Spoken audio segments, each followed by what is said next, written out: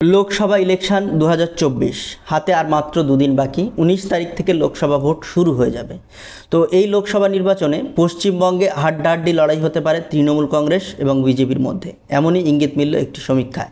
और सेई द्वैत शक्ति लड़ाइয়ের मध्य कांग्रेस और बामेरा कतगुली आसन पेते पारे। पश्चिमबंगे मोट 42टी लोकसभा आसन आछे। तो এই लोकसभा आसने सार्बिकभावे কোন आसने के जितते पारे এই সমীক্ষায় কি উঠে এসেছে বিস্তারিত আলোচনা করব এই ভিডিওর মাধ্যমে।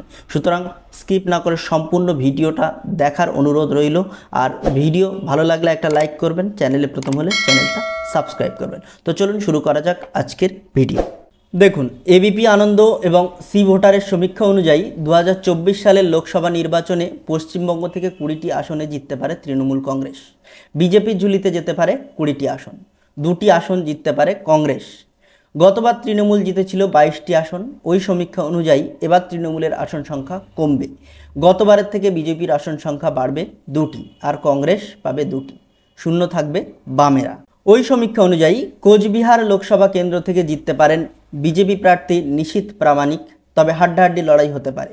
অন্যদিকে আলিপুরদুয়ার থেকে জিততে পারেন বিজেপি প্রার্থী মনোজ টিগ্গা। জলপাইগুড়ি থেকে বাজিমাত করতে পারেন বিজেপি প্রার্থী জয়ন্ত রায়। দার্জিলিং থেকে জিততে পারেন বিজেপি প্রার্থী রাজু বিস্ত। রায়গঞ্জে ত্রিমুখী লড়াই হতে পারে বলে ওই সমীক্ষায় ইঙ্গিত দেওয়া হয়েছে। ওই সমীক্ষা অনুযায়ী বিজেপির কার্তিক পাল এগিয়ে আছেন। বালুরঘাটে হাড্ডাহাড্ডি লড়াইয়ের ইঙ্গিত দেওয়া হয়েছে, এগিয়ে রাখা হয়েছে বিজেপি প্রার্থী সুকান্ত মজুমদারকে। মালদা উত্তরে বিজেপি প্রার্থী খগেন মুর্মু। মালদা দক্ষিণেও হাড্ডাহাড্ডি লড়াইয়ের ইঙ্গিত দেওয়া হয়েছে। আপাতত কংগ্রেস প্রার্থী ঈশা খান চৌধুরী এগিয়ে আছেন বলে অনুমান করা হয়েছে ওই সমীক্ষায় জঙ্গিপুরে এগিয়ে রাখা হয়েছে খলিলুর রহমানকে। বহরমপুর লোকসভা কেন্দ্রে প্রদেশ কংগ্রেস সভাপতি অধীর চৌধুরীর অ্যাডভান্টেজ আছে, তিনি জিততে পারেন ওই আসন থেকে। মুর্শিদাবাদ থেকে তৃণমূল প্রার্থী আবু তাহের খান জিততে পারেন। কৃষ্ণনগরে হাড্ডাহাড্ডি লড়াই হতে পারে, একটু এদিক ওদিক হলেই ভোটের ফলাফল পাল্টে যাওয়ার সম্ভাবনা আছে। তবে আপাতত বিজেপি প্রার্থী অমৃতা রায়কে এগিয়ে রাখা হয়েছে। ওই সমীক্ষা অনুযায়ী রানাঘাট থেকে জিততে পারেন বিজেপি প্রার্থী জগন্নাথ সরকার। বনগাঁ থেকে জিততে পারেন বিজেপি প্রার্থী শান্তনু ঠাকুর। ব্যারাকপুর থেকে এবং দমদমে হাড্ডাহাড্ডি লড়াই হতে পারে। আপাতত যা ইঙ্গিত মিলছে তাতে ব্যারাকপুর থেকে জিততে পারেন বিজেপি প্রার্থী অর্জুন সিং, আর দমদম থেকে জিততে পারেন তৃণমূল প্রার্থী সৌগত রায়। বারাসাত, বসিরহাট, জয়নগর এবং মথুরাপুর 4টি কেন্দ্র একেবারে হাড্ডাহাড্ডি লড়াই হতে পারে বলে ওই সমীক্ষায় ইঙ্গিত দেওয়া হয়েছে। সমীক্ষা অনুযায়ী বারাসাতে জিততে পারেন তৃণমূল প্রার্থী কাকলি ঘোষ দস্তিদার। বসিরহাটে জিততে পারেন তৃণমূল প্রার্থী হাজি নুরুল ইসলাম। জয়নগর এবং মথুরাপুরের শেষ হাসি হাসতে পারেন 2 তৃণমূল প্রার্থী প্রতিমা মণ্ডল এবং বাপি হালদার। সমীক্ষা অনুযায়ী ডায়মন্ড হারবার থেকে সহজেই জিততে পারেন তৃণমূলের সর্বভারতীয় সাধারণ সম্পাদক অভিষেক বন্দ্যোপাধ্যায়। যাদবপুরে ত্রিমুখী লড়াই হতে পারে, শেষ পর্যন্ত বাজিমাত করতে পারেন তৃণমূল প্রার্থী সায়নী ঘোষ। কলকাতা দক্ষিণে জিততে পারেন তৃণমূল প্রার্থী। কলকাতা উত্তরে হাড্ডাহাড্ডি লড়াই হতে পারে, জিততে পারেন তৃণমূল প্রার্থী সুদীপ বন্দ্যোপাধ্যায়। তৃণমূলের ঝুলিতে যেতে পারে হাওড়া, উলুবড়িয়া এবং শ্রীরামপুর লোকসভা কেন্দ্র। ওই সমীক্ষা অনুযায়ী হাওড়া থেকে প্রসূন বন্দ্যোপাধ্যায় জিততে পারেন। সাজদা আহমেদ নিজের জয়ধারা অব্যাহত রাখতে পারেন উলুবেড়িয়া থেকে। শ্রীরামপুর থেকে জিততে পারেন কল্যাণ বন্দ্যোপাধ্যায়।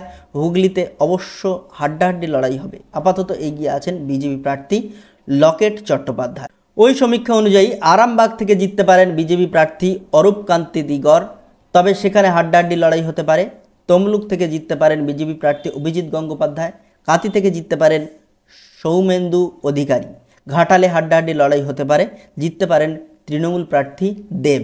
ঝাড়গ্রামে হাড্ডাহাড্ডি লড়াই হতে পারে বলে ওই সমীক্ষায় জানানো হয়েছে। ওই সমীক্ষা অনুযায়ী ঝাড়গ্রাম থেকে জিততে পারেন বিজেপি প্রার্থী প্রণত টুডু। মেদিনীপুর থেকে বিজেপি প্রার্থী অগ্নিমিত্রা পাল জিততে পারেন। পুরুলিয়া এবং বাঁকুড়ায় হাড্ডাহাড্ডি লড়াই হতে পারে, শেষ হাসি হাসতে পারেন বিজেপি প্রার্থী জ্যোতির্ময় সিং মাহাতো এবং সুভাষ সরকার। ওই সমীক্ষা অনুযায়ী বিষ্ণুপুর, বর্ধমান, পূর্ব বর্ধমান, দুর্গাপুর এবং আসানসোল থেকে হাড্ডাহাড্ডি লড়াই হতে পারে। বিষ্ণুপুরে বিজেপি প্রার্থী সৌমিত্র খাঁ জিততে পারেন। তৃণমূল প্রার্থী শর্মিলা সরকার জিততে পারেন বর্ধমান পূর্ব থেকে। বিজেপি প্রার্থী দিলীপ ঘোষ ছিনিয়ে নিতে পারেন বর্ধমান দুর্গাপুর আসন। আর আসানসোল থেকে জিততে পারেন তৃণমূল প্রার্থী শত্রুঘ্ন সিনহা। অনুব্রত মণ্ডল জেলে থাকলেও বীরভূম থেকে 2-2 করতে পারে তৃণমূল কংগ্রেস। ওই সমীক্ষা অনুযায়ী বোলপুর থেকে জিততে পারেন তৃণমূল প্রার্থী অসিত কুমার মাল, আর বীরভূম থেকে জিততে পারেন তৃণমূল প্রার্থী শতাব্দী রায়, তবে তার কেন্দ্রে হাড্ডাহাড্ডি লড়াইয়ের ইঙ্গিত দেওয়া হয়েছে। সমীক্ষার ফলাফল যে মিলবে সেটার কোনো নিশ্চয়তা থাকে না। তাছাড়া এই সমীক্ষা চালানো হয়েছিল 5 জানুয়ারি থেকে 5 এপ্রিল পর্যন্ত, অর্থাৎ ভোট গ্রহণ পর্ব শুরু হওয়ার বেশ খানিকটা আগেই। ভোট গ্রহণ পর্বও চলবে প্রায় 1.5 মাস ধরে, আর সেই সময়ের মধ্যে এমন কোনো ইস্যু আসতে পারে যা ভোটের পুরো রূপ পাল্টে দিতে পারে।